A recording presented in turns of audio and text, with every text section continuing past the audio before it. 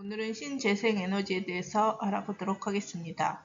신재생에너지 종류는 보면 알 것 같고 특징 보면 환경 친화적이다, 화석 에너지 자원에 비해 고갈 가능성이 낮다, 이런 거는 상식선에서 알고 있는 부분이고요. 좀 새로운 용어가 나와서 그냥 용어 정리만 한번 하고 가겠습니다.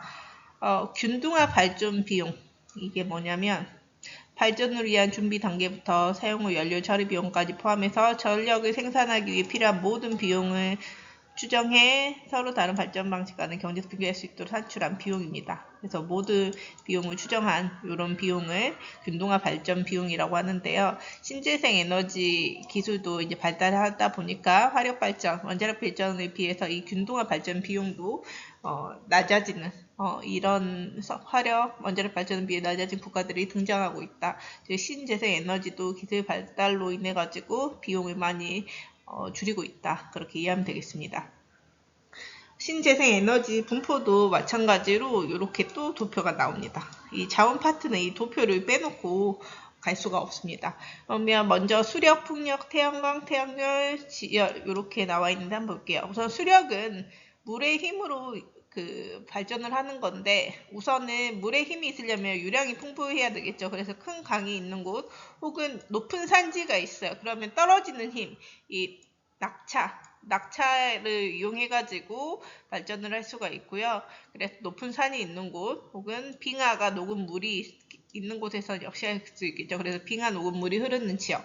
그래서 수력 발전 같은 경우에는 브라질, 그 다음에 브라질 같은 경우에는 열대 우림 기후가 있다 보니까 비가 또 많이 오고, 캐나다는 이 빙하 녹은 물, 러시아도 위쪽이라 빙하, 노르웨이도 북쪽에 있기 때문에 빙하, 이런 것들로 인해서 주요 생산 국가가 이렇게 되고요.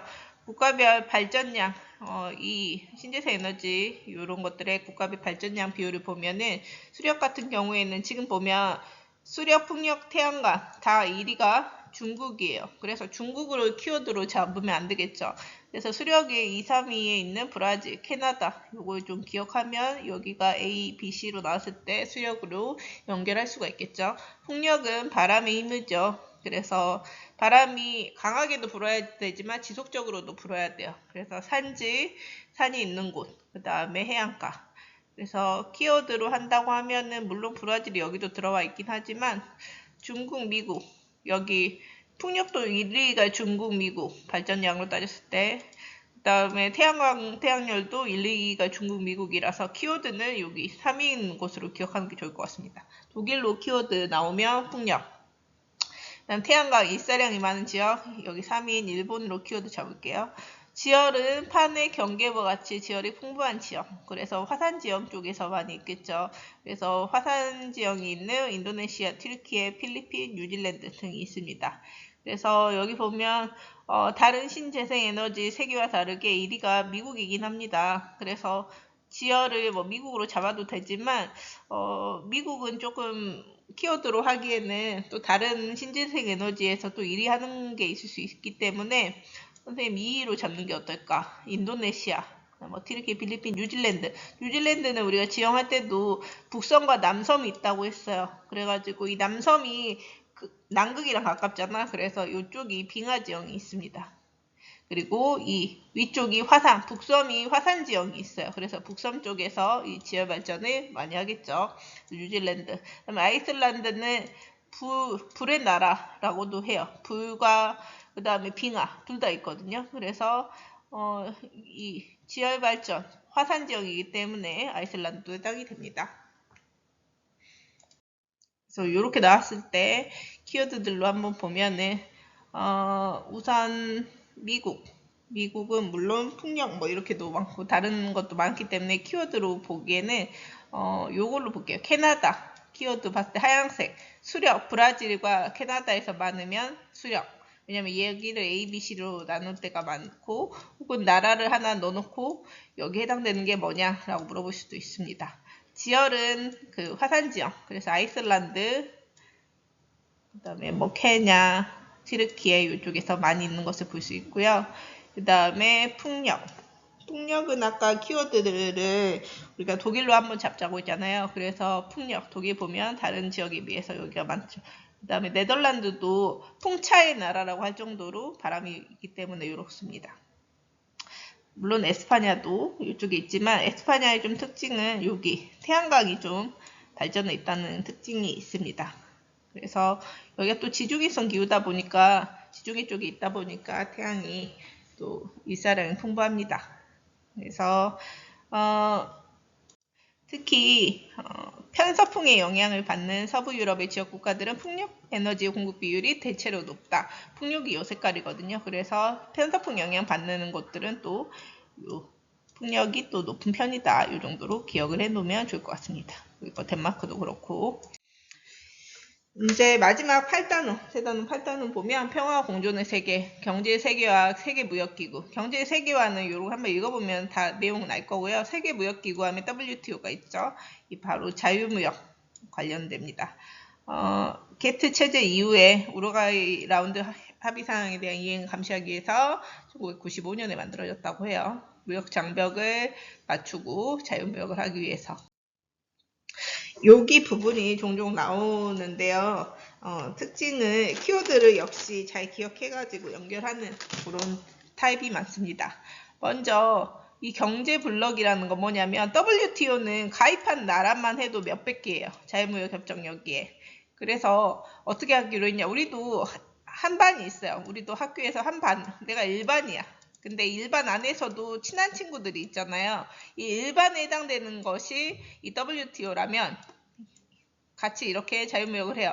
그렇지만 친한 친구들이 또 있잖아요. 그럼 친하다 보면 뭐 돈을 빌려줄 수도 있고 뭐를 꿔줄 수도 있고 막 이런 것처럼 이 친한 이렇게 따로 협정을 맺어 친한 국가끼리 이렇게 계약을 맺어가지고 우리가 너희 나라한테는 뭐 관세를 좀 더 적게 받을게 이런 식으로 할 수가 있겠죠. 그런 게 바로 경제 블록이에요. 같은 반에서도 이 더 친한 친구끼리 뭔가 계약을 하는 것 그렇게 이해를 하면 되겠습니다.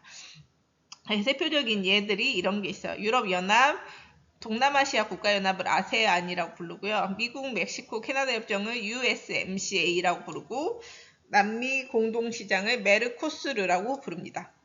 이런 게 대표적인 경제 블록이에요. 그래서 여기 USMCA는 어떤 나라끼리예요? 미국, 멕시코, 캐나다. 남미 공동시장은 5개 국가 정도가 여기에 속해 그 경제 블록으로 묶어서 이렇게 경제 블록에 해당되고요. 경제 협력을 하고 있고요.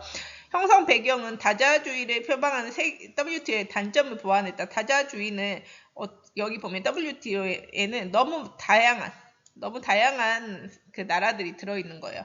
그래서 WTO는 회원국 수가 증가하면서 모든 회원국의 입장을 조율하는 게 현실적으로 어렵죠. 너무 많이 있다 보니까.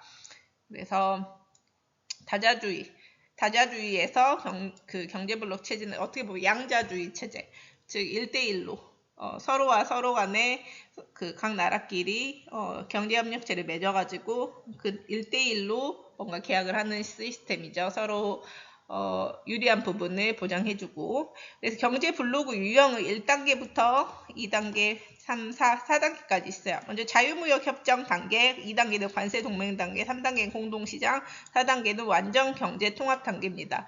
자유무역 협정은 어떤 단계냐? 회원국 간에 영내 관세를 첩해야 합니다. 우리 관세 서로 무역하는 상품에 대해서는 관세 매기지 말자. 이게 1단계에 해당되는 경제블록 시스템이에요. 근데 2단계는 뭐냐? 이거 플러스 알파입니다. 항상 단계가 올라갈수록 앞에 단계 플러스 알파. 여긴 뭐야? 만약에 미국, 멕시코, 캐나다가 뭐 여기 경제블록을 맺었다고 합시다. 그러면은 영내 관세 철폐는 당연히 해당되는데 이거가 있다고 해봅시다. 역의 공동관세 부과 이게 무슨 말이냐? 역외 즉 미국, 멕시코, 캐나다 외에 다른 나라한테 이 물건을 팔 때는 이만큼의 관세를 붙이자. 이거를 공동으로 관세를 붙이는 이렇게 약속하는 거를 2단계 관세 동맹이라고 합니다. 그 다음 3단계 같은 경우에는 그 플러스 알파 뭐까지 보장하냐? 영내 생산요소 자유이동 보장. 예를 들면 생산요소라고 하면은 뭐 노동력, 뭐 자본, 돈 이런 것들이 자유롭게 이동할 수 있도록 보장을 하는 거예요. 이 나라 여기 이 경제블록에 속한 나라들끼리는. 그다음 마지막 4단계는 뭐냐? 완전 경제 통합.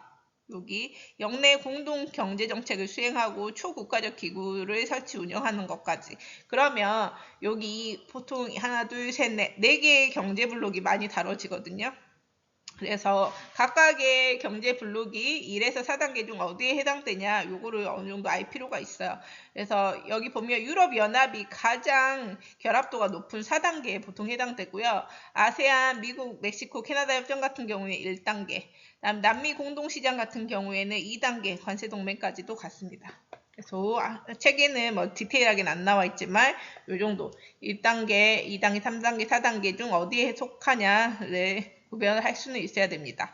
USMCA 같은 경우에는 원래 북미 자유무역협정 나프타가 원래 원조였죠. 근데 이 세 국가는 재협상을 하면서 2020년에 USMCA로 개정돼서 발효된 게 요겁니다. 그래서 USMCA의 전신이 나프타였다는 거. 그 다음에 그래서 NA 북미 노스 아메리카, 북아메리카 FTA, 자유무역 협정이 FTA입니다. 뭐 프리 트레이드 뭐 이런 거죠. 자유무역 협정. 그 다음에 그래서 장단점은 당연히 양자 간의 경제 블록을 하다 보니까 특정 나라들끼리만 하잖아. 그래서 WTO랑 다르게 특정 나라끼리만 하는 거다 보니까 장점도 있고 또 단점도 있겠죠. 비회원국에 대한 차별이 있다든지. 그래서 여기를 보면은 자유무역 협정, 미국, 멕시코, 캐나다 협정은 뭐라고 하는지 방금 했던 거 다 그대로 있습니다. 그래서 남미 공동시장은 남아메리카 공동시장 연내 관세장을 청구할 때 공동 관세도 부과하기 때문에 2단계에 해당된다라고 했고요. 유럽연합은 4단계에 해당된다고 했었죠. 그래서 이동도 보장하고 뭐 기구 같은 것도 설치하고 그래서 유로화를 공동으로 사용하려고 노력해요. 물론 모든 회원국이 단일로 유로화를 사용하지 않지만 몇몇 국가를 제외하고는 단일 화폐인 유로화를 쓰고 있습니다. 그러다가 2020년 영국이 탈퇴하죠. 이거를 바로 브렉시트라고도 합니다. 주요 경제블록 영내 및 여기에 무역액을 보면은 가장이 여기서 총무역액이 많은 거, 영내든 여계든 EU가 결합도가 가장 높댔죠. 그래서 EU가 가장 높고 그 다음에 USMCA, 그 다음에 아세안, 그 다음에 메르코스르 요 순으로 많습니다. 네, 마지막인데요. 경제 블록을 이렇게 나왔을 때 가나다라가 뭔지 알고 있어야 됩니다. 그래서 가는 지금 유럽연합이죠. 유럽 쪽에 있잖아. 그 다음에 나 같은 경우에는 여기 동남아시아 쪽에 있으니까 아세안. 그 다음에 다는 여기 미국, 멕시코, 캐나다 표시되어 있죠. 그래서 USMCA, 여기는 남아메리카 공동시장 메르코스르. 그 다음에 여기 보면은 경제 통합순위 가장 높은 거 유럽연합이라고 했고요. 주요 경제 블록을 비교하면 총 인구로 따졌을 때는 EU, USMCA 여기 각각의 이 경제 블록에 속한 이 나라들의 총 인구를 따졌을 때는 여기 아세안이 가장 많죠. 왜냐면 아시아 쪽이 어쨌든 이 동남아시아 쪽 인구가 많다 보니까 여기가 총 인구는 가장 많아요. 그 다음에 영내 그 나라들 여기에 속해 경제 블록에 속해 있는 나라들 그 영내 총 생산과 1인당 영내 총 생산 모두 어디가 제일 많냐? 얘랑 얘 둘 다 USMCA가 많다. 그만큼 이 세 국가 간에 많은 것을 같이 하기도 하고 영내 총생산을 많이 한다. 이렇게 그 다음 순위도 이렇게 한번 보면 될 것 같습니다.